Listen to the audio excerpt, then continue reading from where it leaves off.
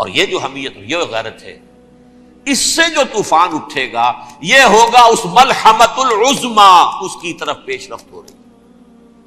کتاب الملاحم سے احادیث کے حوالے سے کہ جن جنگوں کا حوالہ دیا حضور نے، پیشن گوئی کی ہے، اس کا نقطہ آغاز تھا خلیج کی جنگ۔ صدام حسین نے اسے کہا تھا یہ مدر آف وارز ہے، ام المحارب، یہ ایک جنگ نہیں ہے۔ اس کا نقشہ بھی حدیث میں موجود ہے، پیشن گوئی موجود تھی، اس وقت بھی ہم نے شائع کی تھی۔ لیکن اس میں جو جنگ اب ہونے والی وہ الملحمۃ العظما۔ ملحمہ کسے کہتے ہیں؟ لحم گوشت کو کہتے ہیں، اور قصائی کی دکان کو عربی میں ملحم کہتے ہیں، جہاں گوشت کے ٹکڑے کیے جاتے ہیں۔ آج کل مشینوں سے ہوتے ہیں، اب جو ہے وہ ہاتھ سے چھریوں سے نہیں ہوتے، لیکن ٹکڑے ہو رہے ہوتے ہیں، جسموں کے چیتھڑے اڑ رہے ہوتے ہیں۔ ملحمہ، یہی لفظ استعمال کیا تھا حضرت سعد ابن عبادہ نے رضی اللہ تعالی عنہ یوم فتح مکہ۔ ان کے دل میں تھا کہ اب ہم انتقام لیں گے ان عربوں سے، ان قریش سے۔ الیوم یوم الملحمہ، الیوم یوم الملحمہ، یہ کہتے ہوئے جا رہے تھے، ایک خاص کیفیت۔ آج ہے گوشت کے ٹکڑے اڑانے کا دن۔ حضور سے کہا کسی نے جا کر کے ساتھ تو یہ کہہ رہے ہیں الیوم یوم الملحمہ، الیوم یوم الملحمہ۔ حضور نے فرمایا نہیں، ان سے کہو جا کر الیوم یوم المرحمہ، الیوم یوم المرحمہ، آج رحمت کا دن ہے، آج تو میں ان سب کو معاف کروں گا۔ لا تثریب علیکم اليوم، میں تم سے وہی بات کہہ رہا ہوں جو میرے بھائی یوسف نے کہی تھی اپنے بھائیوں سے، اذهبوا فانتم الطلقاء، جاؤ تم سب کے سب آزاد۔ وہ ملحمہ ہے جس کو کہ حضور نے حضرت معاذ بن جبل رضی اللہ تعالیٰ عنہ سے روایت ہے، اس میں سے جو ابو داؤد میں روایت آئی ہے اس میں الملحمۃ العظما، عظما مؤنث ہے اعظم کا۔ آپ کہتے ہیں جنگ عظیم اول، جنگ عظیم دوم، عظیم کا باپ ہو گیا اعظم، سب سے بڑا، اور اس کا مؤنث ہے سب سے بڑی، عظما۔ الملحمۃ العظما، سب سے بڑی لڑائی۔ میرے نزدیک یہ وار کے معنی میں نہیں ہے، بیٹل کے معنی میں۔ انگریزی میں یہ دو لفظ علیحدہ ہیں، وار، بیٹل۔ وار سالوں کو محیط ہوتی ہے، بیٹل کسی ایک خاص جگہ پر جو لڑائی ہوتی ہے اس کو کہتے ہیں۔ حضور کے اور قریش کے درمیان 6 سالہ وار تھی، جنگ تھی، لیکن battles, battle of Uhud, battle of Badr, یہ بیٹلز تھی، لڑائیاں تھیں۔ تو عظیم ترین جنگ شاید اس اعتبار سے نہ ہو جیسے کہ ورلڈ وار 1 اور ورلڈ وار 2، یعنی اس کی وسعت کا اتنا معاملہ نہیں اور طوالت کا نہیں، لیکن جو لڑائی جو ہے بیٹل ہونی ہے، جس کو کہ یہ لوگ، یا چونکہ میں نے کہا تھا شروع میں کہ سرما ہے میری آنکھ کا خاک حجاز و ہول قدس، نیو ٹیسٹمنٹ کی آخری کتاب ہے the book of revelation, revelation of Saint John, اس میں آرمگڈون کہا گیا ہے اسے۔ ہر مجدون، یہ عبرانی لفظ ہے، ہر کہتے ہیں اونچی جگہ کو، سطح مرتفع، مجدون میگیڈو، میگیڈو ایک وادی ہے، مرتفع، وادی مرتفع، یہ ہے واقع لبنان، اسرائیل اور شام کے درمیان جو ٹکڑا، جو ٹرائنگل بنتی ہے، یہ ہے، یہاں پر بڑی جنگ لڑی جائے گی، اور یہ جنگ صلیب ہوگی جو کہا ہے بش نے، یہ جنگ صلیب۔ سیکنڈ ملینیم شروع ہوئی تھی تو پہلی صلیبی جنگ ہوئی تھی، تھرڈ ملینیم شروع ہوا ہے، یہ سیکنڈ صلیبی جنگ ہے، یہ کروسیڈ ہے۔ اور میں اس مرتبہ امریکہ گیا تھا تو پہلی مرتبہ مجھے وہاں ایک رسالہ ملا ٹرمپٹ نام کا، یہ امریکہ کے جو بہت ایکسٹریمسٹ قسم کے پروٹیسٹنٹس ہیں، یہ ان کا رسالہ ہے، اور ان کے بارے میں اب کہا جا رہا ہے وہ کرسچین زائنسٹ ہیں۔ آپ شاید پہلی مرتبہ یہ لفظ سن رہے ہوں، زائنسٹ تو ہم سمجھتے ہیں یہودیوں کو، کرسچین زائنسٹ وہ ہیں جو ہیں تو عیسائی پروٹیسٹنٹس ہیں، لیکن اسرائیل کے وہ حمایتی یہودیوں سے بڑھ کر ہیں۔ یہ میری کسی پہلی تقریر میں شاید بہت سے حضرات کو یاد آ جائے، میں نے کہا تھا 4 سال پہلے ہمارا تنظیم اسلامی کا ایک کنونشن ہوا تھا ہوسٹن میں، امریکہ کا جنوبی علاقے کا شہر ہے۔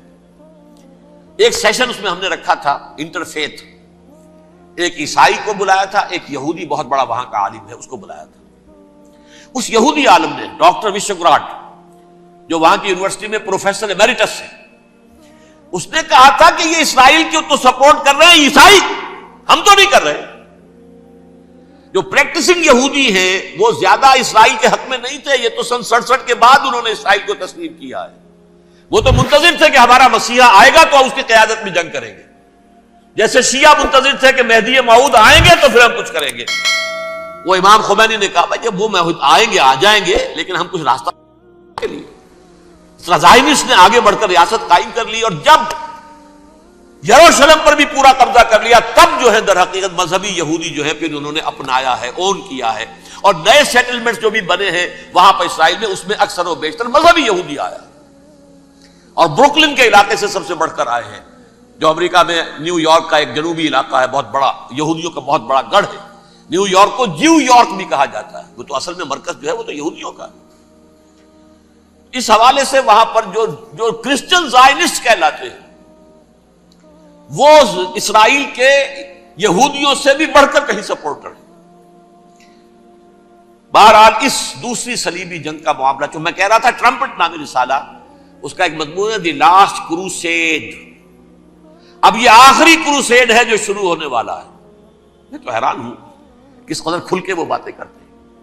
رومن کیتھولکس کو وہ کہتے ہیں کہ یہ شیطان ہے، یہ پوپ شیطان ہے، یہ یورپ کو اس نے جمع کیا ہے کرسچینٹی کی بنیاد پر، اور اس میں زیادہ تر کیتھولکس ہیں۔ آپ کو معلوم ہے برطانیہ بڑی مشکل سے شامل ہوا ان کے ساتھ، اس لیے کہ وہ پروٹیسٹنٹ کا سردار تھا، ابھی پوری طرح نہیں ہے۔ یورپ جو ہے وہ رومن امپائر دوبارہ یہ کھڑی کر رہا ہے، اور در حقیقت یہ جو ہے یہودیوں سے بھی چھیننا چاہتے ہیں اسرائیل کو اور فلسطین کو، اور مسلمانوں سے بھی، اور یہ وہی کروسیڈ جو تھے اربن ثانی کے، اس کی تیاری کر رہے ہیں تاکہ وہاں پر عیسائی حکومت قائم ہو جائے، کیتھولکس کی، پوپ کی حکومت قائم ہو جائے، جیسے ایسٹ تیمور میں تبدیلی۔ ایسٹ تیمور میں کون سی حکومت بنی ہے؟ رومن کیتھولک، رومن کیتھولک اسرائیل میں بنے، تاکہ یہ سارے مقامات مقدسہ جہاں اسرائیل پیدا ہوئے، بیت حضرت مسیح پیدا ہوا، بیت الحم کہاں ہے؟ وہی ہے کہ نہیں؟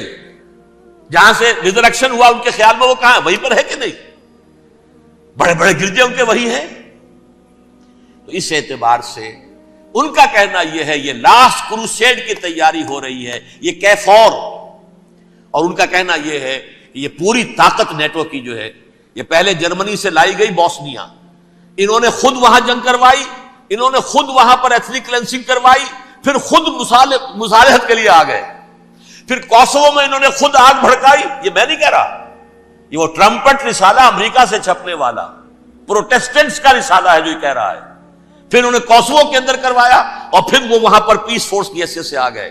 اب وہ میسیڈونیا میں کروا رہے ہیں اور وہاں داخل ہو گئے ہیں۔ اگلا قدم ان کا سائپرس ہوگا، سائپرس میں ترکوں کو اور وہ گریکس کو لڑائیں گے اور وہاں آ جائیں گے، وہاں سے ایک چھلانگ لگائیں گے اور یہ فلسطین میں پہنچیں گے، اور یہ وہاں پر ایک رومن امپائر، اپنی پرانی رومن امپائر کی طرح کی رومن کیتھولک ریاست قائم کرنا چاہتے ہیں۔ تو وہاں امریکہ کے عیسائیوں میں بھی کوئی ایک طبقہ نہیں ہے، کیتھولکس بھی ہے، کیتھولکس زیادہ نہیں ہے ہمدرد، لیکن اب تابع ہو چکے ہیں۔ اسحاق ریبین نے جب یہ پیس ٹاک شروع ہوئی تھی، آپ کو یاد ہوگا شاید، کہ جب وہ آیا تھا واشنگٹن سے واپس فلسطین اسرائیل، تو پہلے روم میں رکا for an audience with the Pope, اور پوپ کو اس نے ایک مرتبان سا پیش کیا تھا، حضرت سلیمان علیہ السلام کے زمانے کا مرتبان، اور کہا تھا دیکھیے 3000 برس تک ہم نے اس کی حفاظت کی ہے، اب یہ میں آپ کے حوالے کر رہا ہوں۔ اس کے بعد سے پوپ جو ہے بالکل رام ہو گیا، اور وہ عیسائیوں کے ساتھ اور یہودیوں کے ساتھ ان کا پورا معاہدہ۔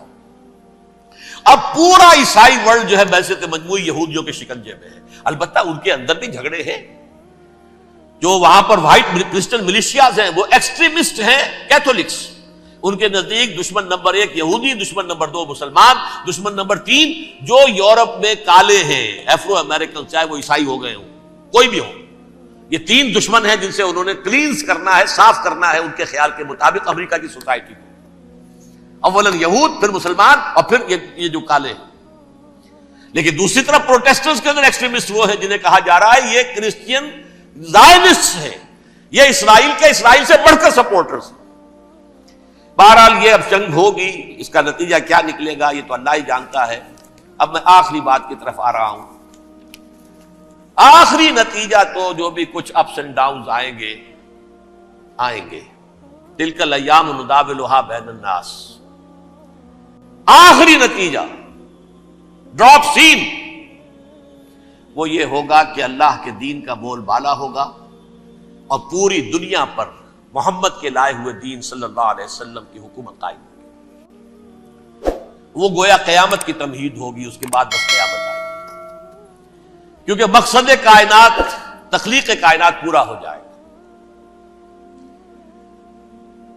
پوری مخلوقات کے اندر مقصد تخلیق، کلائمیکس آف کریشن محمد الرسول اللہ صلی اللہ علیہ وسلم. دین کی تکمیل محمد الرسول اللہ صلی اللہ علیہ وسلم. اور اس خلافت عرضی کے لیے جو حضرت آدم کو خلافت دی گئی تھی، جب اس میں وہ خلافت پوری دنیا پر قائم ہو جائے گی، اس کا مقصد پورا ہو جائے گا. And that will be the beginning of the end. اس کے بعد قیامت ہے. آخری نتیجہ تو یہ نکلنا ہے. اس سے پہلے سزائیں ہمیں بھی مل رہی ہیں، اور یہاں میں کانٹے کی بات جو چھوڑ گیا تھا اس کو بیان کر دوں. اللہ نے اس مغضوب علیہم قوم کو، اس ملعون قوم کو کیوں اب تک چھوٹ دیے رکھی؟ میں بتا چکا ہوں یہ بڑے عذاب کے مستحق ہو چکے تھے حضرت عیسیٰ علیہ السلام کے زمانے میں. چھوٹ دی ہے ابھی تک ہے، بلکہ ایک مرتبہ ابھارا ہے. 1900 برس کے بعد ابھرے ہیں یہ. بالفور ڈیکلریشن 1917، سن 70 عیسوی کے بعد، تقریباً 1900 برس، 1850 برس تو ہے کم سے کم. پھر creation of Israel 1948، 1967 extension of Israel, یروشلم پر قبضہ. یہ سارا جو ہے کیوں ہے؟ اللہ تعالیٰ اس خیر امت محمد صلی اللہ علیہ وسلم، اس کے بہترین حصے کو سزا ان ملعونوں کے ہاتھوں دے رہا ہے. کیوں؟ جو جرم انہوں نے کیا تھا وہی ہم نے کیا. انہوں نے اللہ کی کتاب کو پیٹھ کے پیچھے پھینکا. نبذ فریق من الذین اوتوا الکتاب کتاب اللہ وراء ظہورہم. ہم نے اپنی پیٹھوں کے پیچھے پھینکا کہ نہیں. کولونیل رول سے آزاد ہوئے، کہیں اسلامی قانون نافذ کیا، کہیں اسلامی نظام قائم کیا. تو جو جرم ان کا تھا وہی ہمارا ہے. اور ہم خیر امت ہیں، اور ہمارے میں سے خیر ترین عرب ہے. ان پر اللہ کا فضل، ان کی مادری زبان میں اللہ کی کتاب موجود ہے. پھر انہوں نے اللہ کے دین کو پیٹھ دکھائی. جو ملک آزاد ہوا کولونیل رول سے، یا اس نے قبلہ کر لیا اپنا ماسکو کی طرف، یا کر لیا واشنگٹن کی طرف. کسی نے مکے کو قبلہ بنایا. یہ بدترین سزا ہے. ویل للعرب من شر قد اقترب. اور ترمذی شریف میں تو یہاں تک روایت ہے، من اقتراب الساعۃ ہلاک العرب. قیامت کے قرب کی ایک نشانی یہ بھی ہوگی کہ عرب ہلاک ہو جائے. ایک حدیث میں الفاظ آتے ہیں کہ حضور نے جب کہا یہ ہوگا یہ ہوگا یہ ہوگا، یہ بربادی آئے گی، تو کسی زوجہ محترمہ نام میں بھول رہا ہوں، انہوں نے پوچھا کہ عرب اس دن کہاں ہوں گے؟ فرمایا العرب یومئذ قلیل، بہت کم. آخری خاتمہ ہونا ہے یہود کا حضرت مسیح علیہ السلام کے ہاتھوں. وہ عذاب جو 2000 برس تک ان سے ٹلا رہا وہ آئے گا، اور ان کے رسول ہی کے ہاتھوں آئے گا. لیکن اس سے پہلے مسلمانوں پر یہ عذاب آ رہا ہے. ہولوکاسٹ کے درجے کا عذاب آ رہا ہے. البتہ ہم پاکستانی اس میں یوں سمجھ لیجئے کہ وہ تو خبریں موجود ہیں احادیث میں، وہاں تو جو ہونا ہے. اتنے انسان مریں گے، اتنے انسان مریں گے کہ ایک پرندہ جو ہے اڑتا چلا جائے گا، وہ نہیں چاہے گا کہ نیچے اترے تو کسی لاش پر اترے. اسے جگہ نہیں ملے گی زمین خالی کر کہیں اتر سکے. تھک ہار کر گرے گا، مرے گا تو بھی لاش کے اوپر گرے گا. یہ الفاظ ہے حضور صلی اللہ علیہ وسلم. الملحمۃ العظمی، الملحمۃ الکبریٰ. یہ لاسٹ کروسیڈ، ٹرمپٹ اخبار نے، میں اس کا فوٹو اسٹیٹ بھی کبھی آپ کو دکھا دوں، ویسے میرے ساتھ ہے وہ رسالہ ٹرمپٹ. دی لاسٹ کروسیڈ، اس کی تیاری ہو رہی ہے. وہ الملحمۃ العظمی اور ملحمۃ الکبریٰ جو ہے وہ آنے والی ہے. ابن ماجہ میں کبریٰ کہا ہے، اکبر کا مؤنث کبریٰ، ملحمہ کبریٰ سب سے بڑی جنگ. اور ملحمہ عظما سب سے عظیم جنگ.